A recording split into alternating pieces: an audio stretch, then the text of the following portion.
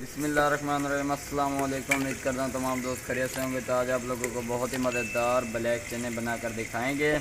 तो जिन दोस्तों ने अभी तक हमारी YouTube channel mister dot food 70 को सब्सक्राइब नहीं किया वो जल्दी से सब्सक्राइब कर दें ताकि इस तरह के लेटेस्ट वीडियोज़ आप तक पहुँचते रहें।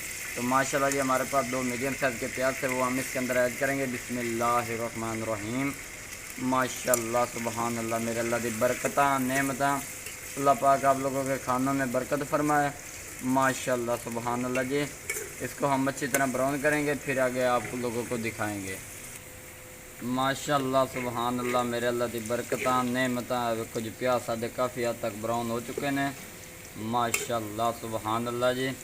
उस तो बाद असें आधा प्याज 5 से 6 अदद सब्ज़ मिर्च थूम और अदरक का पेस्ट ऐड करेंगे। बिस्मिल्लाहिर्रहमानिर्रहीम। माशाल्लाह सुबहान अल्लाह। जितनी बेहतरीन इसकी बुनाई होगी, जितनी गरीबी मज़ेदार होगी, उतने सादे चने मज़ेदार होंगे। ब्लैक चने जो हर कोई शौक़ से खाता है, घोड़े की खुराक है। तो इंशाल्लाह आप लोग खाएंगे तो आपको मज़ा आएगा। माशाल्लाह जी। अब हम इसके अंदर मसाले ऐड करेंगे। आधा चम्मच के बराबर नमक हमने ऐड किया, आधा चम्मच हमने खुश्क धनिया का पाउडर ऐड किया, आधा चम्मच हमने हल्दी का पाउडर ऐड किया, आधा चम्मच हमने पिटी हुई मिर्च का पाउडर ऐड किया इसके अंदर, और आखिर में हमने थोड़ा सा इसके अंदर गरम मसाला ऐड करना है।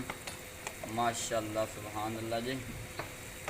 ये देखें स्टेप बाय स्टेप आप लोगों को गाइड करेंगे, वीडियो को कहीं से स्किप मत करना। ये देखें जी बहुत ही मज़ेदार ग्रेवी तैयार होने जा रही है। इंशाल्लाह आप लोगों को मज़ा आएगा। बिल्कुल निहायत तरीके से बनाकर दिखा रहे हैं, एक नया तरीका है। तो इंशाल्लाह आप लोगों को मज़ा आएगा। वीडियो को आखिर तक ज़रूर देखना, वीडियो को कहीं से स्किप मत करना। माशाल्लाह सुबहान अल्लाह। मेरे अल्लाह की बरकतां नेमतां। देखो जी बुनाई बहुत ही प्यारी हो चुकी है, बहुत अच्छी खुशबू आ रही है। जो मसाला भुनी ते आ जाए बहुत अच्छी खुशबू आती है जी। उस तो बाद चेक करो इनकी पहचान है कि जो बुनाई हो जाए उत्ते घ्यो आ जाता है। देखो जी घ्यो उत्ते आ गया, समझो भुनी इनू अच्छी तरह लग चुकी है। तो हुण असीं इहदे विच ऐड करांगे आधा किलो के बराबर साडे कोल चने आन पर असां इन्हां नूं पहले उबाल लिया। इन्हां दा पानी भी विच ऐड करांगे। बिस्मिल्लाहिर्रहमानिर्रहीम। देखो जी असीं इहदे चने ऐड कर दिते ने। आधा किलो के बराबर साडे कोल चने आन पे। माशाल्लाह सुबहान अल्लाह। देखो जी बहुत ही मज़ेदार और नायाब तरीके से जिहड़ा खाएगा इंशाल्लाह बार बार आएगा। बहुत ही मज़ेदार। जिहड़े दोस्त साडे चैनल ते नए आएंगे चैनल नूं सब्सक्राइब लाइक शेयर ज़रूर करना ताकि इस तरह की लेटेस्ट वीडियो तुहाडे कोल बर वक्त पहुँचदियाँ रहन। माशाल्लाह। देखो जी बिल्कुल आसान तरीका है, कोई मुश्किल नहीं जी। माशाल्लाह सुबहान अल्लाह। देखो जी माशाल्लाह जी। इनू थोड़ी जी असी बुनाई लावांगे, उस तो बाद असी इहदे विच चने वाला पानी ऐड करांगे जी। माशाल्लाह सुबहान अल्लाह। देखो जी बुनी लग चुकी अच्छी तरह। माशाल्लाह जी। हुण असी इहदे चने वाला पानी ऐड करांगे। माशाल्लाह साडे कोल 2.5 गिलास के बराबर पानी असी वो ऐड करांगे। बिस्मिल्लाहिर्रहमानिर्रहीम। माशाल्लाह सुबहान अल्लाह। देखो जी चने वाला असी पानी इहदे च ऐड किया ही पिया। जदों ये तैयार होणगे तो पानी बहुत ही घट रह जाएगा। इंशाल्लाह तुहानूं मज़ा आएगा।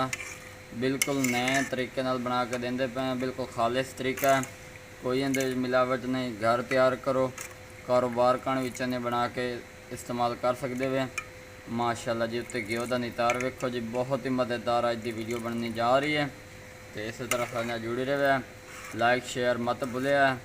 माशाल्लाह जी। हुण असीं इहनूं अच्छी तरह पकावांगे फिर तुहानूं दिखावांगे। माशाल्लाह सुबहान अल्लाह। मेरे अल्लाह की बरकतां नेमतां है। वेखो जी चने साडे काफ़ी हद तक रेडी हो चुके हैं, पानी भी लगभग सारा खुश्क हो चुका है।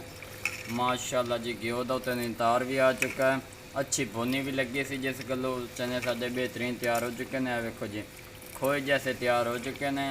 इंशाल्लाह एक दी जगह ते दो प्लेट खाओगे। माशाल्लाह जी सुबहान अल्लाह। 2 मिनट होर दे दिओ, उस तो बाद उतार के तुहानूं विखावांगे। माशाल्लाह सुबहान अल्लाह जी। मेरे अल्लाह की बरकतां नेमतां चने साडे रेडी हो चुके हैं। बिस्मिल्लाहिर्रहमानिर्रहीम। माशाअल्लाह सुभान अल्लाह। ए वेखो जी बहुत ही प्यारी इसकी लुक नज़र आती पई है। शोरा भी असी गट उतारिया ताकि खाने च मज़ा आवे। माशाअल्लाह जी ए वेखो इस तरह की मज़ेदार तो लेटेस्ट वीडियोज़ मिलदियां रहसन बर वक्त। जेडे दोस्त नए आए हों चैनल को सबसक्राइब लाइक शेयर ज़रूर करना ताकि इस तरह की मज़ेदार वीडियोज़ तुहाडे तक बर वक्त पहुँचती रहें। तो दुआवां याद रखें। इंशाअल्लाह अगली वीडियो मिलेंगे, तब तक के लिए इजाज़त चाहते हैं। अल्लाह हाफिज़।